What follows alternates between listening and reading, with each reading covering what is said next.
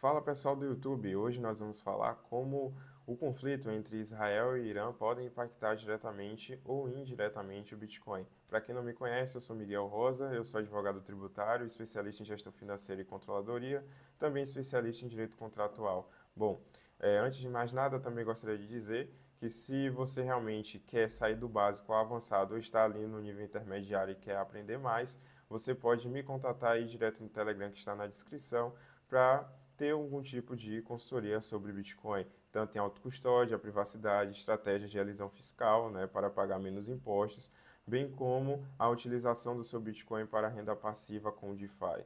Então, novamente, o link está na descrição. Mas voltando agora ao tema específico do vídeo, falando sobre esse conflito e como ele irá impactar diretamente o Bitcoin, a gente precisa dividir em fases, curto, médio e longo prazo. Bem como também imaginar se nós estamos falando do próprio Bitcoin ou se não do par Bitcoin moeda fiduciária. Então, só o Bitcoin a gente já sabe que não vai ter um impacto direto. Os nodes continuam a rodar, os mineradores continuam a trabalhar, as transações estão é, acontecendo a cada 20 minutos como deve ser, né, bloco a bloco. Então, diretamente para o Bitcoin, nada vai ocorrer, um Bitcoin é igual a um Bitcoin. Agora, no par, né, o preço entre Bitcoin e moeda fiduciária, aí a gente já tem uma outra perspectiva, né, porque a gente está falando sobre dois ativos diferentes que podem subir ou descer dependendo da volatilidade do mercado. No curtíssimo prazo, vocês já viram que o Bitcoin caiu aí cerca de 4%. Isso se deve devido à desalavancagem, o que isso significa vários players que estavam com capital em risco em Bitcoin, né, muito mais capital do que eles possuem de liquidez, começaram a diminuir essas posições para diminuir o risco da liquidação total dos seus fundos ou dos seus ativos que estão ali em garantia, certo? Então eles começaram a vender Bitcoin e a comprar dólar. Isso daí é uma coisa muito comum quando algo que não é previsível do nada acontece, certo? Um segundo impacto muito interessante é a própria subida do petróleo. Vocês sabem que a principal commodity que sai do Oriente Médio é petróleo. Então, já se subentende que se aquele conflito continuar, o petróleo ele não vai ter oferta suficiente no mercado internacional. Então, o preço já começa a subir devido à especulação financeira.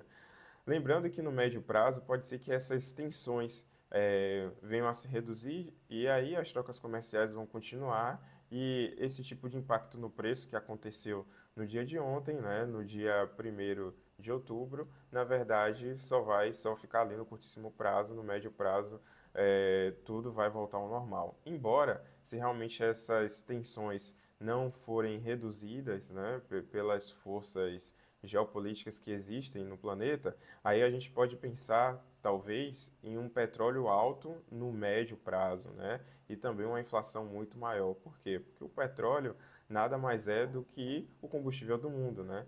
Então, se você quer fazer algum tipo de transporte, você vai precisar dos derivados de petróleo. Se você quer gerar energia, boa parte da energia é gerada por intermédio do petróleo.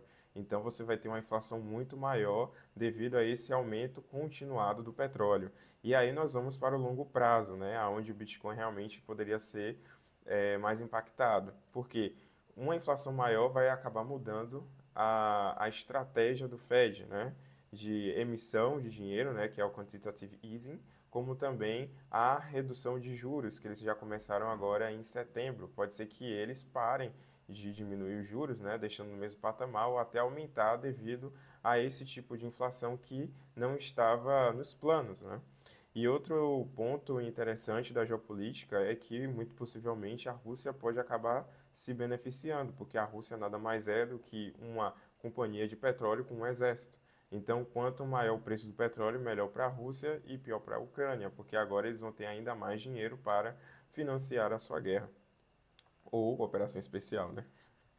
Enfim, e o último tópico a gente pode falar sobre a valorização do dólar no longo prazo, né? Porque se a gente está falando de petróleo alto, inflação alta e os ativos financeiros que agregam maior risco em baixa, o dólar vai ter um peso muito maior, né? Ainda mais porque ainda é vista como uma reserva de valor mundial, né? Então, enquanto o Bitcoin está crescendo, ainda precisa ultrapassar a capitalização de mercado do ouro, o dólar ainda continua como patrono internacional das reservas mundiais. Então é isso, pessoal. Se vocês gostaram, não esqueçam de comentar, dar a sua opinião aí. Também se inscrevam no canal, dê like no vídeo se vocês gostaram mesmo. E até o próximo vídeo. Tamo junto, esse é só o começo. Valeu!